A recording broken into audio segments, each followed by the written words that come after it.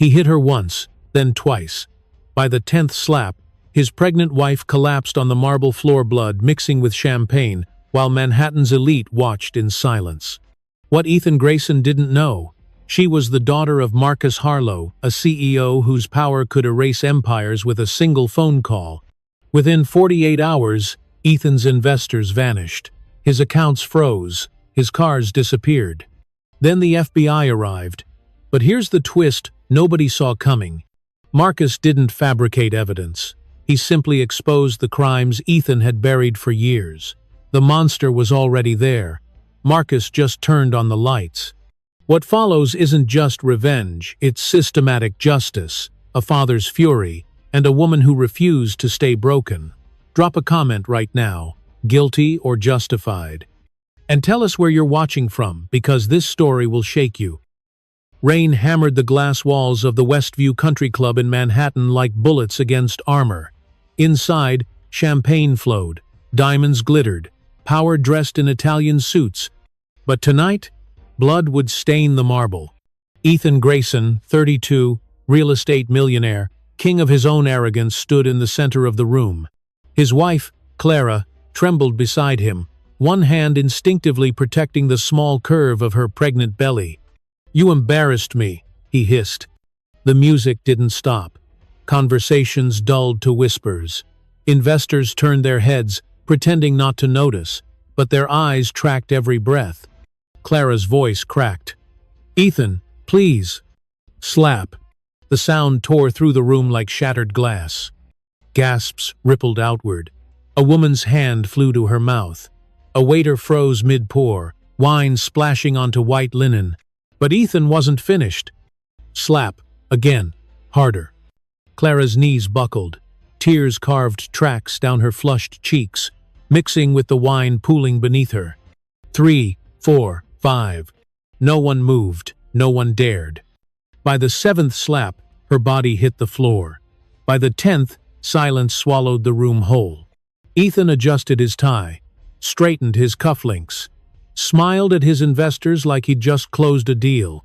"She'll be fine," he muttered, stepping over her like discarded luggage.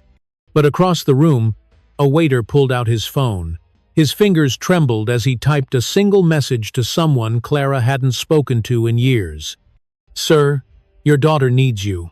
Because what Ethan didn't know, what no one in that room knew, was that Clara wasn't just another woman. She was a Harlow, daughter of Marcus Harlow, CEO of Harlow Technologies, a man whose name made senators sweat and billionaires bow. And Marcus Harlow didn't forgive. He collected debts. 10 slaps? 10 debts. The storm outside raged on. But inside Ethan's world, a darker storm was just beginning. Would you stay silent if you witnessed this? Comment below. The first slap echoed like a gunshot in a cathedral. Clara's head snapped to the side. Her vision blurred.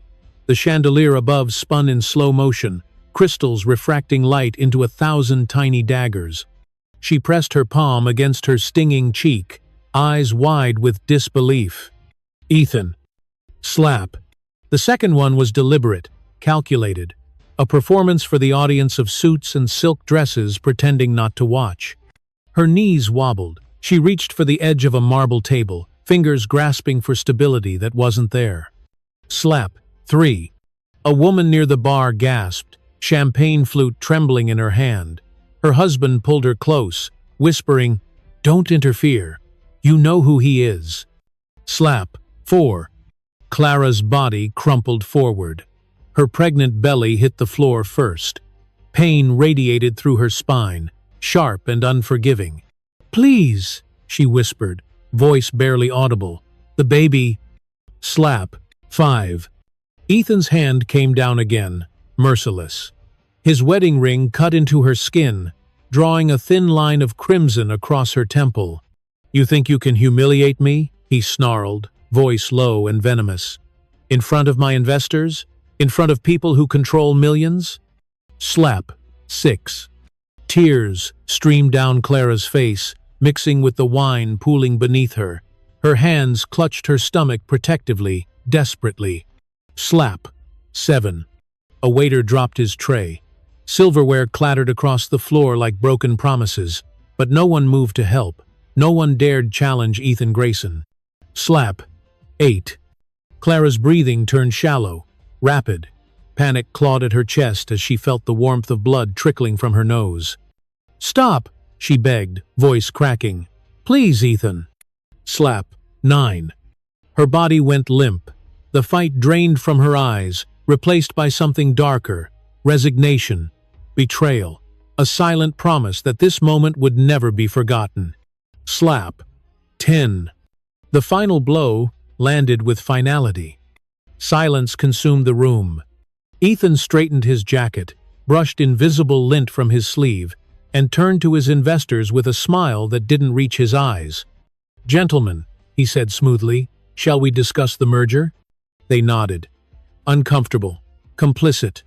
But in the corner, hidden behind a marble pillar, a young waiter named Theo pulled out his phone. His hands shook as he typed a message to the only person who could stop this monster. "Mr. Harlow, it's Clara, Westview Country Club. She needs help, now." He hit send. Across the city, in a penthouse overlooking Central Park, Marcus Harlow's phone buzzed. He read the message once, twice. His jaw clenched. His knuckles whitened around the glass of bourbon in his hand. 10 slaps, he whispered to the empty room. The glass shattered against the wall. He just signed his death warrant. Clara lay motionless on the cold marble floor. Her cheek pressed against the stone, eyes staring blankly at the polished shoes circling around her like vultures. Blood pooled beneath her nose. Wine soaked into her silk dress, turning ivory fabric crimson. No one knelt beside her. No one offered a hand. They simply stepped over her broken body and continued their conversations about stock portfolios and vacation homes in the Hamptons. Ethan stood 5 feet away, adjusting his cufflinks with the precision of a man who'd just finished a business transaction. Not a man who'd just brutalized his pregnant wife in front of Manhattan's elite. His reflection gleamed in the rain-streaked windows, sharp jawline, perfect hair, tailored suit, worth more than most people's cars. He looked untouchable. He felt invincible. "Someone clean this up," he muttered to a passing server, gesturing toward Clara like she was spilled champagne. The server, a middle-aged woman named Delilah, froze. Her hands trembled as she clutched her tray. She wanted to scream, wanted to run, wanted to call the police. But she had 3 kids at home and rent due in 2 days. So she nodded and said nothing. Across the room, a younger waiter named Theo crouched behind a marble pillar, phone still clutched in his shaking hand. He'd sent the message to Marcus Harlow 3 minutes ago. No response yet. He glanced at Clara again. Her chest rose and fell shallow, labored breaths. At least she was alive. For now. "Is she breathing?" a woman whispered to her husband near the bar. "Doesn't matter," he replied coldly. "Ethan owns half the buildings in this city. You think anyone's going to risk their career for her?" The woman's face paled. She looked away. Meanwhile, Ethan straightened his tie and walked toward his investors with a smile that could sell poison as perfume. "Gentlemen," he announced, voice smooth as silk. "Apologies for the interruption. Now, where were we?" They laughed, nervous, uncomfortable, but they laughed. Because power forgives everything when you have enough of it. Or so Ethan believed. What he didn't know was that across the city, Marcus Harlow was already moving, already making calls, already assembling a storm that would tear Ethan's world apart brick by brick. In the corner, Theo's phone buzzed. One word appeared on the screen. "Coming." His breath hitched, relief flooded through him. Because Marcus Harlow wasn't just coming to save his daughter. He was coming to destroy the man who dared touch her. And when Marcus Harlow decided to destroy someone, they didn't just fall. They vanished. Ethan laughed with his investors, oblivious. He raised his glass, toasting to another successful quarter. But outside, thunder cracked across the Manhattan skyline. The storm was no longer just weather. It was justice. And it was coming for him. Subscribe now. This revenge goes deeper than you think. Have you ever seen someone powerful get away with something terrible, Subscribe. White lights burned overhead. Clara's eyes fluttered open. Sterile walls. Beeping machines. The sharp smell of antiseptic cutting through her fog. She tried to sit up. Pain exploded through her ribs. "Easy," a nurse whispered, pressing her gently back down. "You've been through trauma." Clara's hand shot to her stomach. "My baby—" "The baby's okay. For now." The nurse's voice carried weight. "But you need to rest." Tears streamed down Clara's swollen face. Her left eye had turned purple. Her lip was split. Bruises mapped her cheeks like continents of violence. She looked like a stranger in her own skin. The door creaked open. A doctor entered, clipboard in hand, eyes avoiding hers. "Mrs. Grayson," he began carefully, "we've documented your injuries. Multiple contusions, fractured cheekbone, possible internal bleeding." Clara said nothing. "We're required to ask, do you want to press charges?" Her throat tightened. She wanted to scream yes, wanted to burn Ethan's world to ashes. But then she remembered his voice. "You think anyone will believe you over me?" She shook her head. The doctor sighed. Expected. He'd seen this before. "We'll keep you overnight for observation." He paused at the door. "Is there someone we can call?" "Family?" Clara's breath caught. Family. She hadn't spoken to her father in 3 years. Not since she'd married Ethan against his warnings. Not since Marcus told her, "That man will destroy you." He'd been right. "Clara Harlow," the nurse murmured, reading the insurance card. "Wait, Harlow? As in Marcus Harlow?" Clara's eyes widened. Panic flashed across her face. "Please," she whispered, "don't." Too late. The nurse's hand trembled as she picked up the phone. Across the city, Marcus Harlow sat in his penthouse, staring at the message from Theo. His daughter, hospitalized, beaten, by the man he'd warned her about. His phone rang. The hospital. "Mr. Harlow," the nurse said quietly, "your daughter needs you." Silence. Then, cold as winter steel, "I'm on my way." He hung up, grabbed his coat. His driver was already waiting downstairs. But before he left, Marcus made one call. To a man who specialized in making problems disappear. "I need everything on Ethan Grayson," Marcus said. "Bank accounts, business dealings, every dirty secret he's buried." A pause. "And I need it by morning." He stepped into the elevator. His reflection stared back, silver hair, sharp suit, eyes that had built empires and crushed enemies. Tonight, he wasn't a CEO. He was a father. And fathers protect their children. Even when it means war. The elevator doors closed. 10 slaps? 10 debts. And Marcus Harlow always collected. This is just the beginning. Subscribe to see what happens next. Marcus Harlow stood at the hospital room door. Silent. Still. A statue carved from fury. Clara didn't hear him enter. Her eyes were closed, tears sliding down bruised cheeks. "Sweetheart." Her breath stopped. That voice, deep, familiar, the one she'd avoided for 3 years. She opened her eyes. Marcus stood there in his tailored coat, silver hair perfect, jaw clenched tight enough to shatter diamonds. "Dad." "Don't." His voice cracked. "Don't apologize." He crossed the room in 3 strides. Sat beside her bed.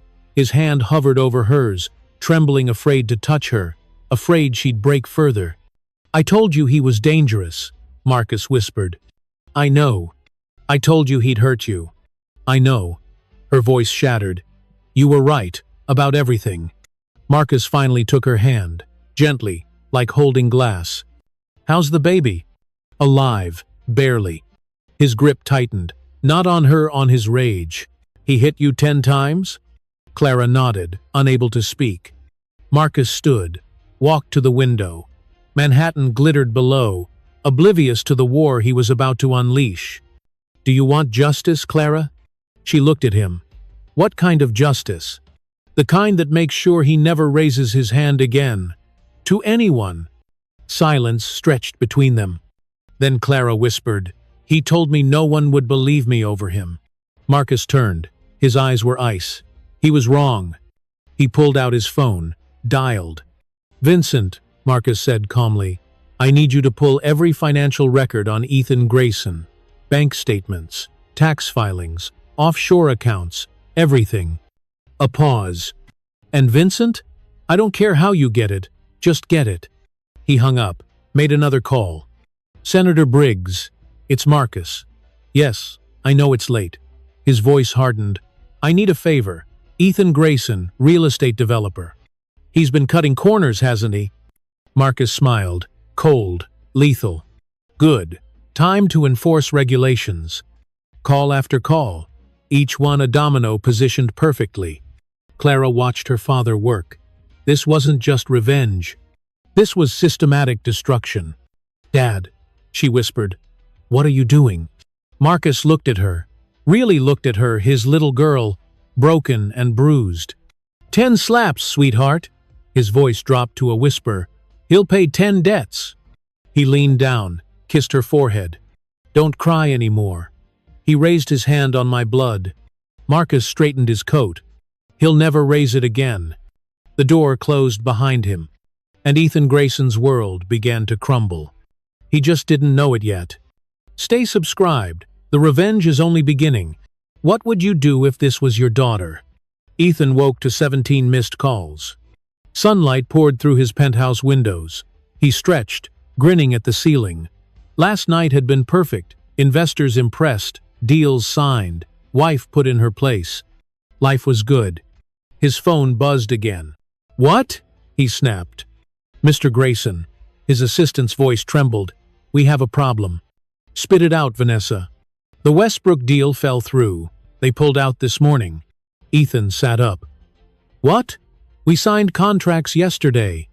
"They invoked the morality clause." His blood went cold. "The what?" "Morality clause, sir. Conduct unbecoming. They're citing last night's incident." Ethan's jaw clenched. "Who told them?" "I don't know. But, sir, it gets worse." "Worse?" "Wellington Investments pulled out too. So did the Harbor Point Consortium. And Silver Lake Capital just sent termination papers." The phone slipped from his hand. 4 major investors. Gone. Just like that. Impossible. He scrambled for his laptop, logged into his business accounts. Emails flooded his inbox. Terminations, cancellations, legal notices. "This is a mistake," he muttered. "A glitch." But deep down, something twisted in his gut. This wasn't random. His phone rang. His lawyer. "Ethan, we need to talk. The IRS scheduled an audit. Full financial review starting Monday." "An audit? Why?" "Anonymous tip. They're claiming tax irregularities going back 7 years." Ethan's hands shook. "That's impossible. I've been careful." "Careful or not, they're coming." "And Ethan?" His lawyer paused. "I'm dropping you as a client." "You're what?" Click. The line went dead. Ethan stared at his phone, numb, disbelieving. Yesterday, he controlled millions. Today, his empire was bleeding. He threw the phone across the room. Glass shattered against marble. "Clara!" he screamed into the empty penthouse. Silence answered. Right, she was still in the hospital. The hospital he hadn't bothered visiting.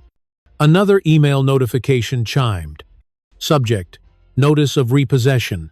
His Lamborghini, his Porsche, both seized for outstanding liens. Liens? He'd paid those cars in full, hadn't he? Ethan's chest tightened. Panic clawed at his throat. This wasn't bad luck. Someone was doing this. But who? His penthouse intercom buzzed. The doorman. "Mr. Grayson, there's a delivery for you." "Send it up." Minutes later, Ethan opened a plain white envelope. No return address, no stamp. Inside, a single card, handwritten in elegant script. "You taught my daughter pain. Let me return the favor. M.H." His blood turned to ice. M.H. Marcus Harlow. Clara's father. The man he'd mocked. The man whose warnings he'd ignored. The man who owned half of New York's most powerful people. Ethan's knees buckled. He'd hit Marcus Harlow's daughter 10 times. In public. "No," he whispered. "No, No, no. Another email arrived. Subject: 9 more to go. Ethan collapsed onto his couch. The storm had arrived, and he was drowning. Monday morning arrived like an executioner. Ethan stood in his office, staring at the city below. His empire, once gleaming, now felt fragile.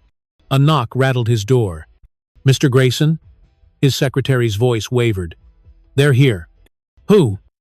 The door swung open.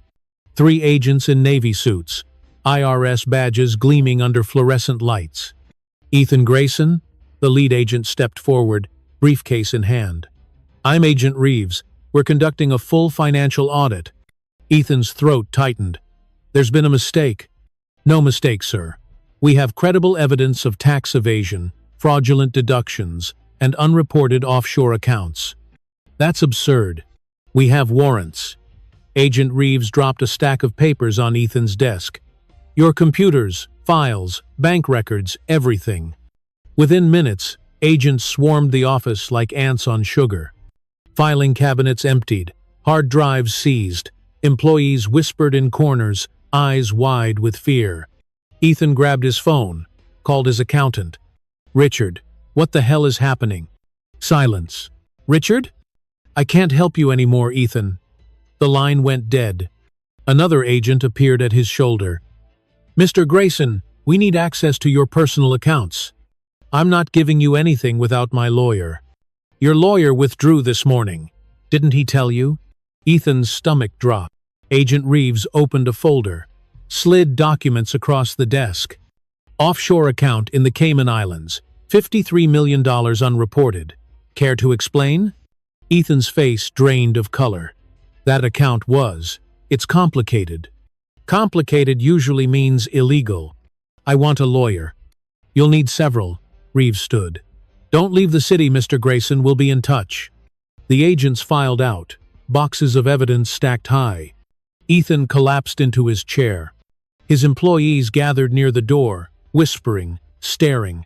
"Get back to work!" he shouted. They scattered. But he saw it in their eyes, fear mixed with satisfaction. They'd heard the rumors, seen the bruises on Clara. Now karma was knocking. Ethan's phone buzzed. Another envelope icon. Another email. Subject: Debt #2, your reputation. He opened it. A single line. "By tonight, everyone will know what you are." Ethan's hands trembled. He refreshed his browser. News articles already spreading like wildfire. "Real estate mogul under federal investigation. Ethan Grayson. Tax, fraud allegations surface. Investors flee Grayson Enterprises amid scandal." His phone exploded with notifications. Text messages, voicemails, reporters circling like sharks. One message stood out. From an unknown number. 8 more debts. Sleep well. M.H. Ethan threw his phone across the room. Glass shattered. Again. But this time, so did his world. Don't miss what comes next. Subscribe now. The envelope sat on Ethan's desk like a coiled snake. Plain, white, no return address. He'd found it waiting when he arrived at the office, what remained of it. Half his staff had quit overnight. The rest avoided eye contact. Ethan's hands shook as he tore it open. Inside, a single card, same elegant handwriting. Debt #3, your pride. Watch it crumble. M.H. He crumpled the card, threw it in the trash. But the words burned in his mind. His phone rang. Unknown number. "What?" Ethan snapped. "Mr. Grayson, this is Channel 7 News. We'd like a statement about the allegations." He hung up, blocked the number. It rang again. Different caller. "Mr. Grayson, TMZ here." Block. Delete. Again, and again, and again. Reporters outside his building. Cameras flashing. Microphones shoved in faces. Ethan couldn't leave without becoming a spectacle. His assistant knocked. "Sir, your mother called. She saw the news." "Tell her I'm fine." "She said to tell you. You're on your own." Even his own mother. Ethan laughed, bitter, hollow. Another envelope appeared under his door. He stared at it, didn't want to open it. Knew he had to. Debt #4. Your freedom. Enjoy it while it lasts. His chest tightened. Freedom? What did that mean? His computer chimed. Email from his building manager. Subject: eviction notice. What? He read frantically. Lease violation. Disturbing other tenants. Pending legal issues creating liability. 30 days to vacate. They can't do this. But they could. And they were. Ethan stood. Paced. His reflection stared back from the window, hollow eyes. Disheveled hair. 3-day stubble. He looked like a ghost of himself. Another knock. Sir, there's a man here to see you. I'm not seeing anyone. The door opened anyway. A courier stepped in, dropped a thick envelope on the desk. You've been served. Ethan ripped it open. Civil lawsuit. Clara's name at the top. Domestic violence. Assault. Emotional damages. $10 million. His vision blurred. 10 million. The number mocked him. 10 slaps. 10 million. The pattern was obvious now. Marcus wasn't just destroying him financially. He was destroying him symbolically, poetically. Every punishment matched the crime. Ethan's phone buzzed. Text message. Unknown number. 6 more debts remaining. Tell me, Ethan, do you regret it yet? Another message appeared immediately after. No? Good. I'm not finished. M.H. Ethan hurled his phone at the wall. It shattered. Again. He was running out of phones. And running out of time. Outside his window, storm clouds gathered over Manhattan. Dark. Relentless. Just like Marcus Harlow. Ethan slumped in his chair. For the first time in his life, he felt something foreign. Fear. Pure, unfiltered fear. And Marcus knew it. Subscribe. Would you show mercy? Drop your answer below. Ethan's penthouse felt like a tomb. Empty. Cold. Every footstep echoed off bare walls where million-dollar art once hung. Seized by creditors. His furniture gone. His wine collection auctioned. Even his custom suits had been repossessed. He stood in the center of the empty living room, wearing a wrinkled shirt and jeans. The man who once owned Manhattan now owned nothing. His phone buzzed. A new one. Cheap. Prepaid. Text message from his bank. Account frozen pending investigation. $0. Zero access. Ethan's hands trembled. He hadn't eaten in 2 days. Pride kept him from begging. Desperation was catching up fast. A knock echoed through the hollow space. He opened the door. A process server. Another lawsuit. This time from former business partners. Breach of contract. Fraud. They smelled blood. Sharks always do. Ethan signed. What else could he do? The server left without a word. Ethan walked to the window. Below, photographers camped outside his building, waiting, watching, documenting his fall. He'd become entertainment. His phone rang. Unknown number. Against his better judgment, he answered. Ethan Grayson? Who's asking? Senator Briggs. We need to discuss your campaign contributions. Ethan's stomach dropped. What about them? Turns out they violated federal election laws. My office is returning them, with interest and cooperation with investigators. You can't. I already did. Goodbye, Mr. Grayson. Click. Another ally turned enemy. Ethan sank to the floor, his back against the cold wall. Friends vanished, family silent. Business contacts blocked his calls. He was alone. Truly alone. A white envelope slid under his door. He didn't move, just stared at it. Finally, he crawled over, opened it. Debt #5. Your empire. Brick by brick. M.H. Ethan laughed. Dark. Bitter. Empire? What empire? His company stock hit 0 yesterday. Grayson Enterprises officially declared bankruptcy this morning. 20 years of building.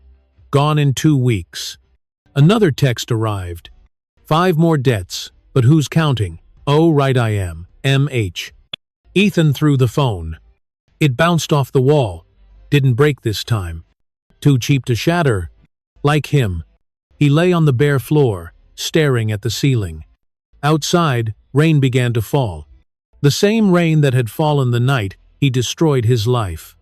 The night he hit Clara. 10 times. He'd thought himself untouchable. Invincible. Now he had nothing. No money, no reputation, no future.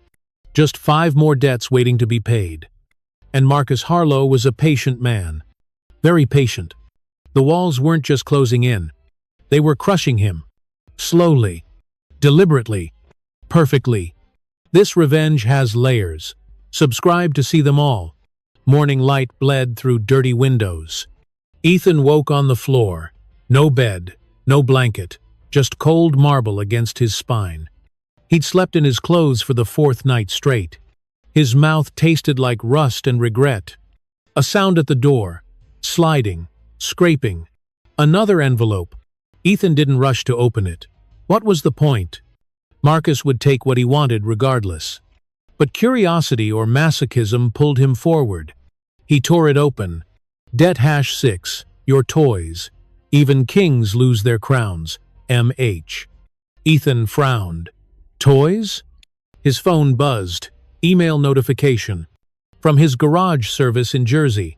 Mr. Grayson, per court order, your vehicles have been repossessed, effective immediately. His breath caught. The Lamborghini, the Porsche, the vintage Ferrari he'd spent 2 years restoring. Gone. All of them. He stumbled to the window, looked down at the parking garage entrance. Empty spaces where his cars once gleamed. $17 million. Vanished overnight. Ethan's legs gave out. He collapsed against the wall. Those cars were more than transportation. They were identity, status, proof he'd made it. Now, stripped away like everything else. His phone rang. Private number. What? His voice cracked. Mr. Grayson, this is Patterson at Christie's auction house. Your watch collection sold this morning. My what? Court ordered liquidation. Asset recovery. Your Patek Philippe, Rolex Daytona. All 12 pieces sold to cover debts. The line went dead. Ethan stared at his bare wrist. Even his watch was gone. He couldn't tell time anymore. Fitting. Because time had run out. Another envelope appeared, slid under the door while he wasn't looking. How? Ethan scrambled to the door, yanked it open. Empty hallway, no one there. Ghost deliveries. Marcus's people were everywhere. Watching, waiting, executing orders. He opened the envelope with shaking hands. 3 slaps, 3 assets gone. Do you see the pattern yet, Ethan? M.H. Below it, a photograph. Clara in the hospital bed. Bruises covering her face, holding her pregnant belly. Ethan's stomach twisted. Guilt, sharp, unexpected. For weeks he'd buried it, ignored it, justified it. But staring at that photo, something cracked inside him. Not remorse, not yet. Just recognition. He'd done that. His hands, his rage, his arrogance. Another text arrived. 4 more debts, but you already know what's next, don't you? Ethan leaned against the doorframe. Marcus wasn't just taking his things. He was making Ethan watch, making him count, making him anticipate each loss. Psychological torture. Worse than any lawsuit. Worse than bankruptcy. Because Ethan knew exactly what was coming, and he was powerless to stop it. Outside, thunder rumbled. Another storm brewing. Ethan closed his eyes, waiting for the next blow. It would come. They always did now. The only question left was when. And how much worse could it get? Ethan packed what little remained into a duffel bag. 2 shirts, jeans, a toothbrush. The life of a millionaire reduced to backpack essentials. He couldn't stay in Manhattan anymore. Too many cameras, too many whispers, too much Marcus Harlow. The lake house in upstate New York was his last refuge, bought under an LLC years ago, hidden, quiet, off the grid. Marcus couldn't know about it. Could he? Ethan drove north in a rented sedan. His driver's license barely valid, insurance expired. 1 more ticket, and he'd lose that too. 4 hours later, he pulled up to the cabin. Tall pines surrounded it. Lake water lapped against the dock. No neighbors for miles. Perfect. He unlocked the door. Dust covered everything. The air smelled stale, forgotten. But it was his, still his. Ethan dropped his bag, exhaled for the first time in weeks. Safe. Finally safe. He walked to the kitchen, turned on the faucet. Nothing. He tried again. Still nothing. Ethan frowned, checked the basement. Water everywhere. The entire lower level flooded. Furniture ruined. Boxes destroyed. Mold creeping up the walls. What the hell? He found the source outdoor drainage valve, wide open. Pool water, deliberately drained into the foundation. Not an accident. Sabotage. Ethan's blood ran cold. He spun around, checking windows, doors, locks. Someone had been here. Recently. On the kitchen counter, a white envelope waited. His hands shook as he opened it. Did you really think you could hide? Det-7. Your sanctuary. M.H. Ethan staggered backward. How? How did Marcus find this place? His phone buzzed. Text message. There's nowhere you can run that I won't find you. Nowhere. Ethan threw the phone. It clattered across the floor. He ran outside, checked the perimeter. No cars, no cameras, no people, but evidence of intrusion everywhere. Housekeeper's key missing from the lockbox. Window slightly ajar. Fresh tire tracks in the mud. Marcus's people had been here. Watching, waiting, destroying. Ethan collapsed onto the porch steps. The lake stretched before him. Calm, beautiful, indifferent to his suffering. He'd thought distance would save him, but Marcus's reach was infinite. Money, power, connections. Ethan had built his empire on those things. Now they were weapons turned against him. Another envelope appeared, taped to the porch railing. He hadn't heard anyone approach. Ghost deliveries, even here. 3 more debts, Ethan. Can you feel the walls closing in? Because I can. M.H. Ethan stared at the lake. The sun was setting, bleeding orange and red across the water. Beautiful. Haunting. Like watching his own funeral. He'd run as far as he could. And Marcus was still right behind him. Everywhere Ethan turned, shadows followed. Not literal shadows. Marcus Harlow's shadow.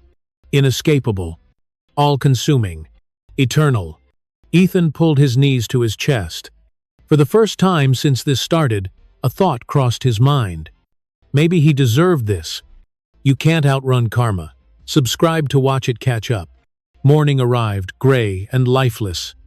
Ethan woke on the lake house couch, neck stiff, eyes swollen from sleepless hours staring at shadows. A knock shattered the silence. He froze. Nobody knew he was here. Nobody except another knock, louder. Ethan crept to the window, peeked through dusty blinds. A delivery truck idled in the driveway. Driver in brown uniform holding a small box. Just a delivery. Ethan exhaled, opened the door. Ethan Grayson? Yeah. The driver handed him the box. Sign here. Ethan scribbled his name. The driver left without another word. The box was light, too light. No return address, no shipping label details. Just his name. Ethan carried it inside, set it on the counter. Stared at it, absolutely knowing this wasn't from Amazon. He tore it open. Inside, wrapped in tissue paper, a single photograph. Clara, smiling, happy, taken years ago before they married. Before Ethan destroyed her. Her eyes bright, laugh lines crinkling, holding a coffee cup at their favorite cafe in Brooklyn. Ethan's throat tightened. Beneath the photo, a handwritten note. She used to smile like that. You took it from her, M.H. Ethan's knees buckled. He sank to the floor, photo clutched in trembling hands. That smile. He remembered it, fell in love with it, then killed it. Slowly, methodically, with cruelty disguised as control. His chest heaved, breath coming in gasps. Guilt crashed over him like waves, relentless, drowning. Another envelope lay at the bottom of the box. Det Hashite, your conscience. Sleep well, Ethan, if you can. M.H. Ethan crumpled the note, but the words burned into his brain. Conscience. Marcus wasn't just destroying his empire. He was forcing Ethan to confront what he'd done. To remember, to feel, to break. Ethan stumbled to the bathroom, stared at his reflection. Hollow eyes, gaunt face, beard growing wild. He looked like a ghost. Maybe he was. The man who slapped Clara 10 times, that arrogant, untouchable king, was dead. This shell? Just leftovers. His phone buzzed. Text message. 2 more debts. Are you ready for what comes next? Ethan stared at the screen. Was he ready? No. But Marcus didn't care. The storm wasn't slowing. It was building. And Ethan was standing right in its path. Nowhere to run. Nowhere to hide. Only 2 debts left. And somehow, Ethan knew those would hurt most. His conscience won't save him now. Subscribe to see justice finish. Dawn broke cold and merciless. Ethan sat on the porch, staring at nothing. Sleep had abandoned him days ago. The sound of engines shattered the quiet. 3 black SUVs tore up the gravel driveway, kicking dust into the morning light. Ethan stood, heart hammering. Doors opened. Agents emerged. FBI jackets. Guns holstered but visible.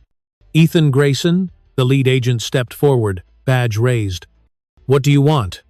You're under arrest for fraud, embezzlement, and tax evasion. This is ridiculous. Turn around, hands behind your back. Cold metal bit into his wrists. Handcuffs clicked shut. Someone set me up, Ethan shouted.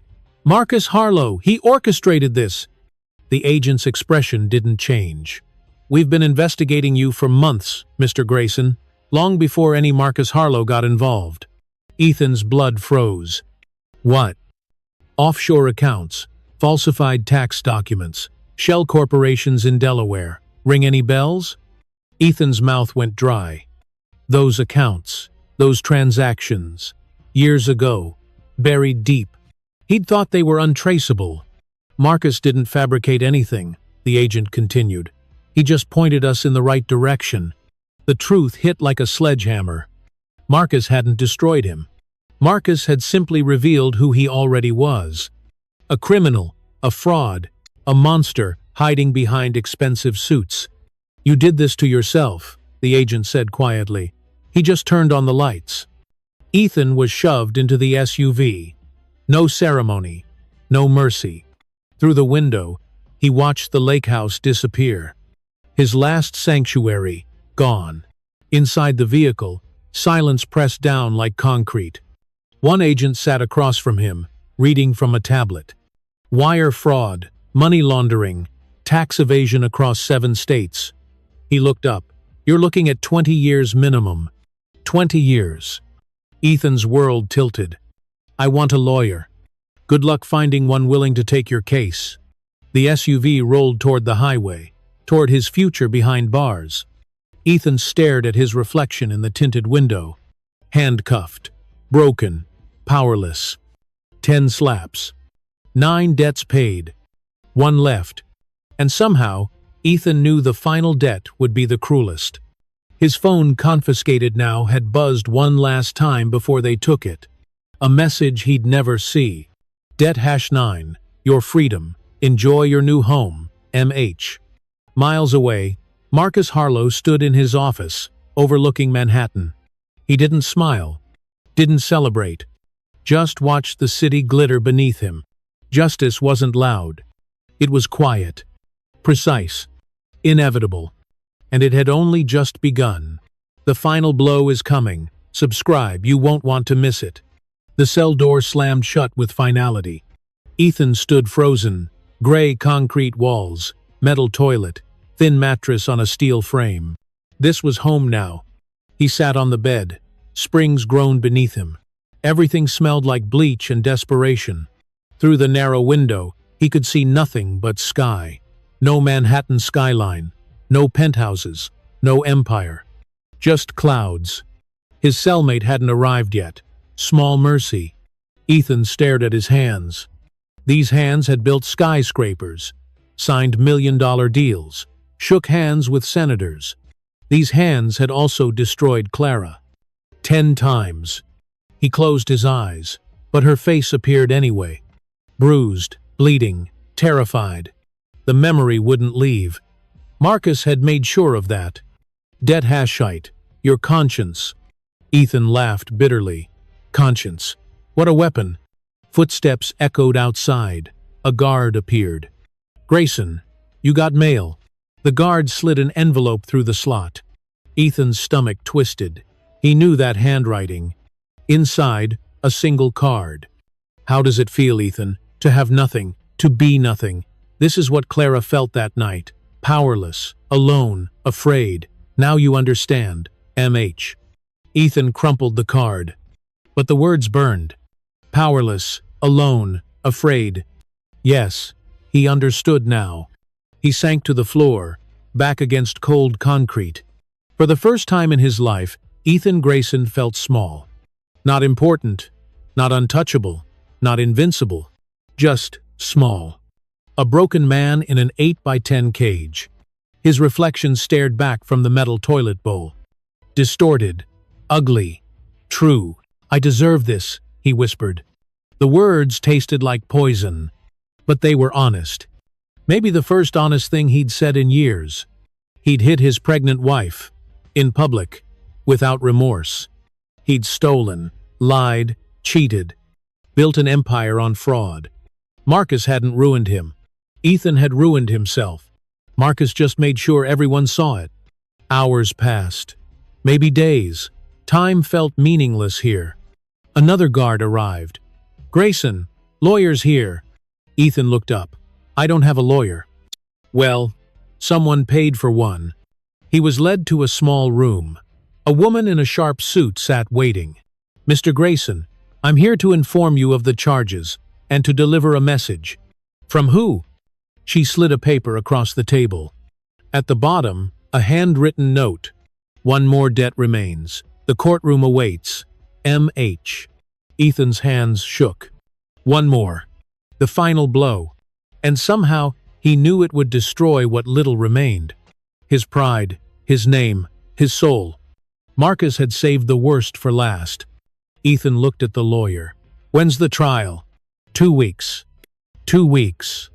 14 days, until the final humiliation. Ethan leaned back, waiting. Because that's all he could do now. Wait for Marcus Harlow to finish what he started. The last debt is the cruelest. Subscribe to witness it. The courtroom buzzed with whispers. Reporters packed the gallery. Cameras lined the hallway outside. Everyone wanted to see the fall of Ethan Grayson. He sat at the defense table in an orange jumpsuit. No suit, no power, no illusions. Just a man waiting for judgment. The prosecutor shuffled papers. The judge reviewed documents. Routine, clinical. Then the courtroom doors opened. Silence swept through the room like wildfire. Clara walked in. Not the broken woman from the hospital, not the trembling wife from the country club. This Clara stood tall, head high, eyes clear. She wore a simple black dress, hair pulled back, no makeup covering old scars. She wanted them visible. In her arms, wrapped in a soft blue blanket, she carried a baby. Her son. Ethan's breath stopped. The baby, alive, healthy. Relief and shame crashed through him simultaneously. Clara didn't look at Ethan, not once. She walked to the front row, sat beside her father. Marcus placed a protective hand on her shoulder. His eyes locked on Ethan. Cold, victorious, final. The judge cleared his throat. We're ready to proceed. The prosecutor stood. Your Honor, before we begin, the victim would like to present evidence. Clara rose, slowly, gracefully. She approached the bench. From her purse, she withdrew a small silver locket, placed it on the evidence table. What is this? The judge asked. Clara's voice was steady, strong. The truth. She opened the locket. Inside, a photograph. Her face, bruised, swollen, Blood dried on her split lip, taken the night of the attack. The jury leaned forward. Gasps rippled through the gallery. The image was projected on screens throughout the courtroom. Ethan couldn't look away. There she was, his wife, destroyed by his hands. The baby in her arms stirred. A soft cry echoed in the silence. Clara held him closer, protective, fierce. She turned, finally looked at Ethan. No tears, no anger, just nothing. He was nothing to her now. Less than nothing. She sat back down beside Marcus. The prosecutor addressed the jury. That photograph was taken 3 hours after Ethan Grayson struck his pregnant wife 10 times, in front of witnesses, without remorse. Ethan's lawyer said nothing. What could he say? The evidence spoke for itself. The judge looked at Ethan. "Do you have anything to say, Mr. Grayson?" Ethan stood, legs shaking. He looked at Clara, at his son, at Marcus. "I'm sorry." 2 words. Too late, too small. Clara didn't react, didn't acknowledge him. Marcus leaned close to her, whispered something. She nodded, then stood, walked out of the courtroom, baby in her arms, head held high. The doors closed behind her. Ethan watched her go, and knew he'd never see her again. Justice doesn't wait for apologies. The locket sat on the evidence table like a grenade. Small, silver, deadly.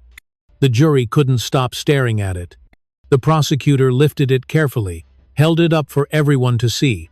"This locket," he began, voice measured, "contains a single photograph, taken by hospital staff 3 hours after the assault." He opened it. The image filled the screen again. Clara's face, brutalized, unrecognizable. One juror covered her mouth, another looked away. 10 strikes, the prosecutor continued. 10 deliberate blows. Witnesses saw it happen. No one intervened. He turned to Ethan, because Mr. Grayson believed he was untouchable. Ethan stared at his hands, couldn't meet anyone's eyes. The prosecutor walked toward the jury box. "This isn't just assault.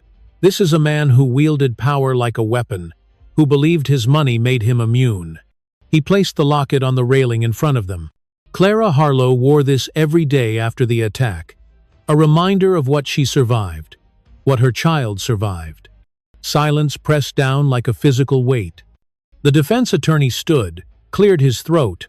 "Your Honor, my client has expressed remorse." "Remorse?" The prosecutor spun around. He left her bleeding on a marble floor, stepped over her body, bragged to investors. The defense attorney sat back down. No argument, no defense. Because there wasn't one. The judge addressed the jury. "You've seen the evidence, heard testimony. What you decide will determine this man's future." The jury filed out. Ethan sat alone at the table.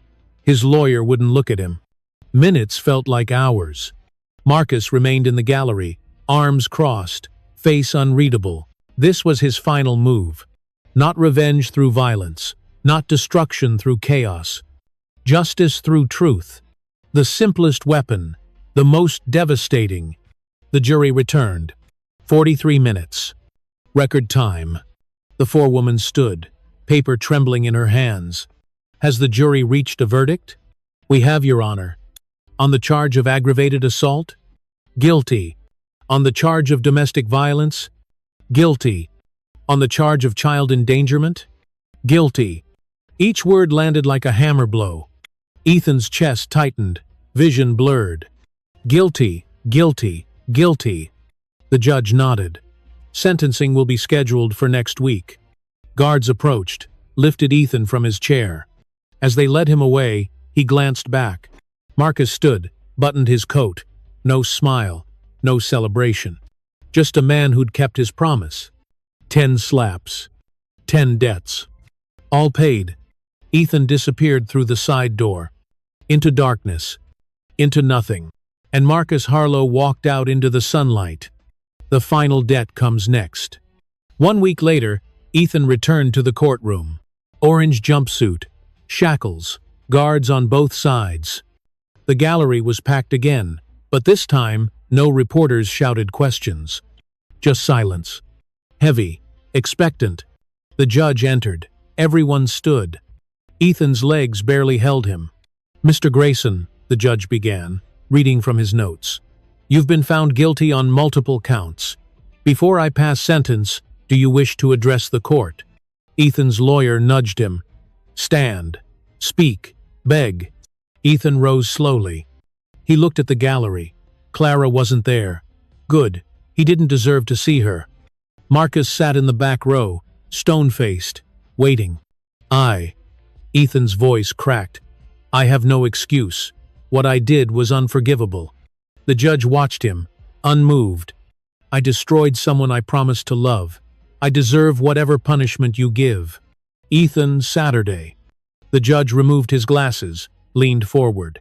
"Mr. Grayson, in my 30 years on the bench, I've seen many abusers. Most show remorse only after consequences arrive." He paused. "Let the words settle. You assaulted your pregnant wife 10 times, in public, without mercy, then walked away as if she were trash." The courtroom held its breath. "Your wealth protected you. Your connections enabled you. Your arrogance blinded you." The judge's voice hardened. "But the law doesn't bend for money, and neither do I." He lifted the sentencing document. On the charge of aggravated assault, 4 years. On the charge of domestic violence, 5 years. On the charge of child endangerment, 3 years. Sentences to run consecutively, 12 years in state prison. No parole eligibility for 8 years. 12 years. The number echoed in Ethan's skull. He'd be 50 when he got out, if he survived. Furthermore, the judge continued, "You are permanently prohibited from contacting Clara Harlow or her child. Violation will result in additional charges." The gavel struck. Final, absolute. Guards pulled Ethan to his feet. As they led him toward the door, he glanced back one last time. Marcus stood, straightened his tie, met Ethan's eyes. No words. None needed. This was the 10th debt. Not money, not property, not reputation. Time. 12 years of Ethan's life. Gone. Stolen the same way he'd stolen Clara's peace. Her safety. Her smile. Poetic justice. Perfect symmetry. The door closed behind Ethan. In the gallery, someone began to clap. Slowly. Then others joined. Applause filled the courtroom. Not celebration. Acknowledgement. Justice had been served. Marcus walked out into the afternoon Sunday, pulled out his phone. Texted Clara. "It's over. You're safe now." 3 dots appeared. Then her response. "Thank you, Dad, for everything." Marcus pocketed his phone, climbed into his car, and drove away. The storm had passed. Only sunshine remained. 6 months passed. Ethan sat in his cell. Same gray walls, same metal bed, same routine. Wake, eat, work, sleep, repeat. The other inmates knew who he was, what he'd done. Wife-beater, rich boy, fallen king. They made sure he never forgot. A guard appeared at his cell. "Mail call, Grayson." Ethan looked up. "From who?" "Doesn't say." He took the envelope, plain, white, familiar. His hands trembled as he opened it. Inside, a single sheet of paper. Handwritten, elegant script. "Power abused is power revoked. You had everything: wealth, influence, respect. You chose violence over love, arrogance over humanity. Now you have nothing but time to reflect. 12 years to understand what you destroyed in 10 seconds. My daughter is healing. Her son is thriving. You are forgotten. This is my final message. Use your time wisely. M.H." Ethan read it 3 times, then folded it carefully, placed it under his pillow. Marcus was right. He had nothing now. No empire, no name, no future. Just time. Endless, suffocating, necessary. He lay back on his bunk, stared at the ceiling. Somewhere out there, Clara was living, breathing, smiling again. Her son was growing, walking, laughing. Without him, as it should be. Ethan closed his eyes. For the first time, He didn't see her bruised face. He saw her smile, the one from the photograph, the one he'd destroyed. "I'm sorry," he whispered to the empty cell. No one answered. No one would. Sorry didn't erase scars, didn't undo violence, didn't restore what was broken. Sorry was just a word. And words meant nothing here. Only time mattered. 12 years of it, stretching ahead like an endless desert. Ethan turned toward the wall. Outside, life continued without him. Inside, he existed in the consequences of his choices. This was the aftermath. No drama, no spectacle, just a man, a cell, and silence.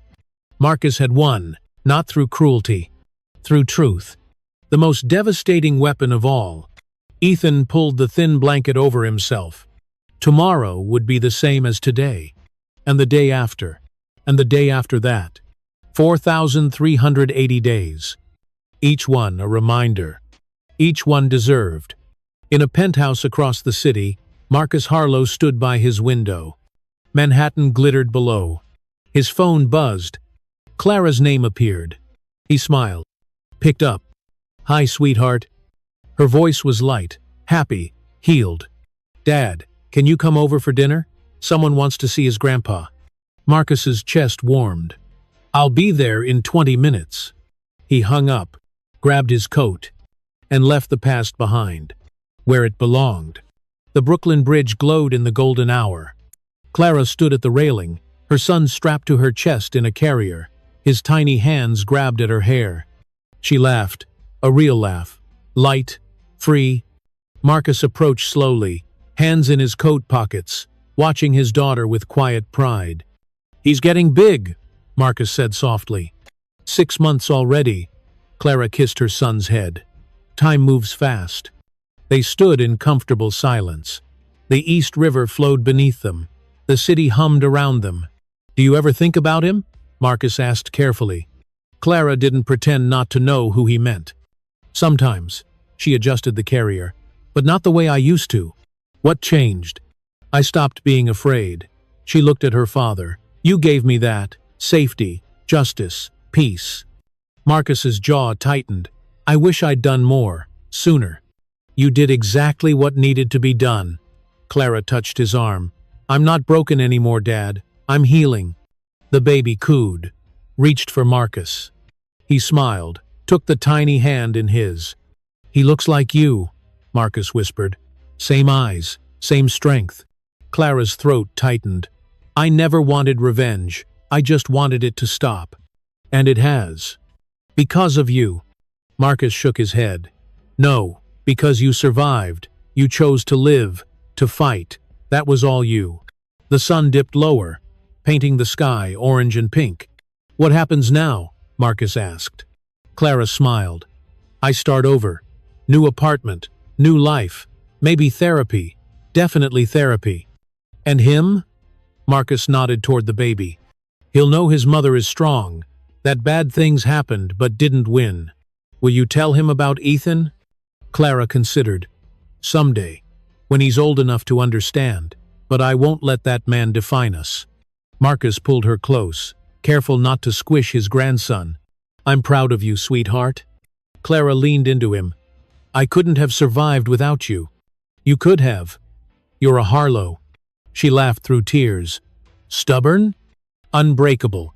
They stood there as the city lights flickered on, one by one, a constellation of hope. The baby fell asleep against Clara's chest. Peaceful, safe. "I didn't want revenge," Clara whispered again. "I just wanted peace." Marcus watched the sunset. "Sometimes peace comes after the storm." Clara nodded. "And sometimes the storm clears the way for something better." They walked back toward the street. Father, daughter, grandson. A family rebuilt. Not by revenge, by love. Subscribe to hear the last words. What does peace look like to you? Share below. 2 years later, Clara sat in a cafe in Brooklyn, the same one from the photograph, the one where she used to smile. She was smiling again. Her son, now 2.5, colored at the table, crayon gripped tight, tongue sticking out in concentration. "Mama, look!" He held up his masterpiece.